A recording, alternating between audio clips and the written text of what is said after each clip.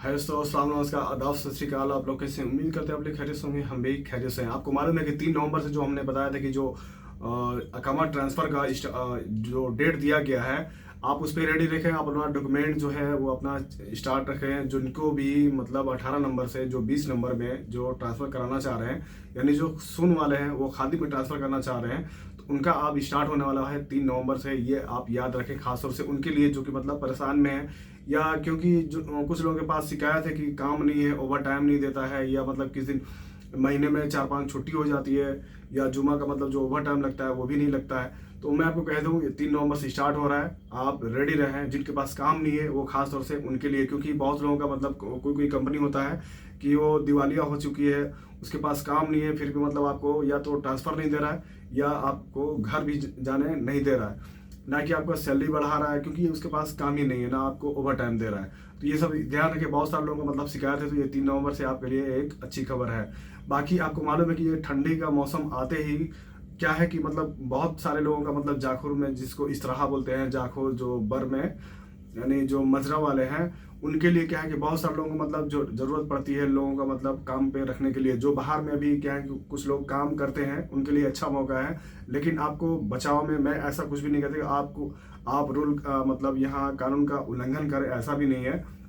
आप पकड़े जाओगे तो आपको परेशानी हो सकती है। लेकिन यहाँ पे क्या है कि वीज़ा का अभी बहुत ज़्यादा ज़रूरत है आने वाले समय में कुवैत में। आपको बस आपको पता करना है कि मतलब कैसे हम वीज़ा को प्राप्त करें। ये चीज़ आपको मालूम होना चाहिए, क्योंकि अभी बहुत सारे लोगों का मतलब काम का ज़रूरत है कुवैत में, जो कि खादिम में भी, और जो 18 नंबर वीज़ा में भी बहुत सारा मतलब अभी वीज़ा जो है अप्लाई हो रहा है। आप चाहो तो अपने नज़दीकी लोगों को, जो करीबी लोग हैं, उनको आप बुला सकते हो। अभी क्या है कि देखिए, एक तनाजुल के ऊपर में आपको एक जो बात है जो कि आपको जाननी चाहिए, और ये बात सबको जाननी चाहिए जो कुवैत से मेरा जो रिलेटेड वीडियो देख रहे हैं। मैं आपको कहता हूँ, एक जो लड़का था उसको क्या है कि प्रॉब्लम था कि जो कुवैती था, उसका जो कफील था, उसको क्या है कि टाइम से सैलरी नहीं देता था, टाइम से उसको खाना नहीं मिलता था, और ऊपर से मतलब जो उसका काम था ड्राइविंग का, वो तो खैर जारी था, ऊपर से क्या है कि उसको डिलीवरी का काम करवाया करता था। उसका कोई बिजनेस होगा उससे, मतलब डिलीवरी का।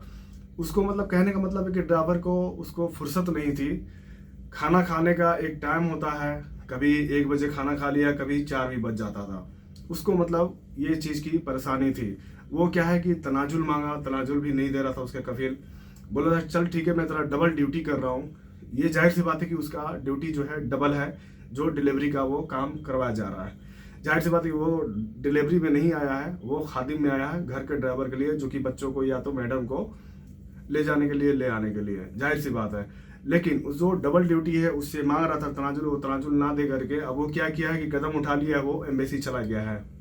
मैं कहता हूँ आप एम्बेसी उसी शर्त पर जाए जो आपके पीछे मतलब थोड़ी सी आपको रास्ता है, आप कहीं रुक सकते हो, वैसे ही आप गलती ना करें। आप डायरेक्टली बैग लेकर ना भागे। मैं कहता हूँ एक रास्ता है, आप एक छुट्टी लो, जो आपकी 1 महीने में छुट्टी होती है। पहले आप एम्बेसी जाके पहले समझ लो क्या करना है, किस तरीके से हम घर जा सकते हैं, उसके बाद ही कोई ठोस कदम उठाएं।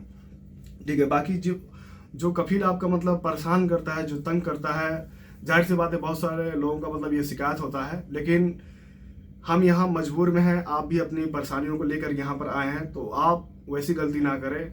इनका देश है, हमारा देश नहीं है। हम यहाँ पर एक मान लीजिए काम की वजह से एक नौकरी करने आए हैं, या जो भी किसी कह लीजिए, इनका मतलब गुलामी तो नहीं कहेंगे, लेकिन एक मजबूरी है जो कि अपने साथ में हम लेकर आए हैं। तो ऐसी आप गलती ना करें, कोई भी हो। एक यही सलाह है कि आप जानबूझ के अपने गड्ढों में पैर को ना डालें।